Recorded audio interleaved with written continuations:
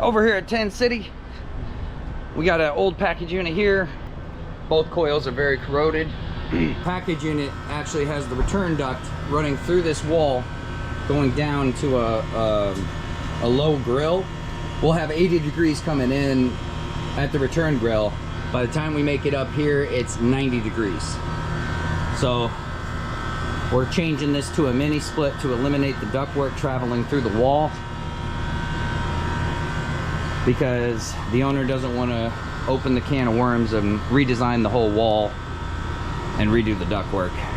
So all this bracing will come down. The condenser is going to go probably right there, while the air handler is going above the window.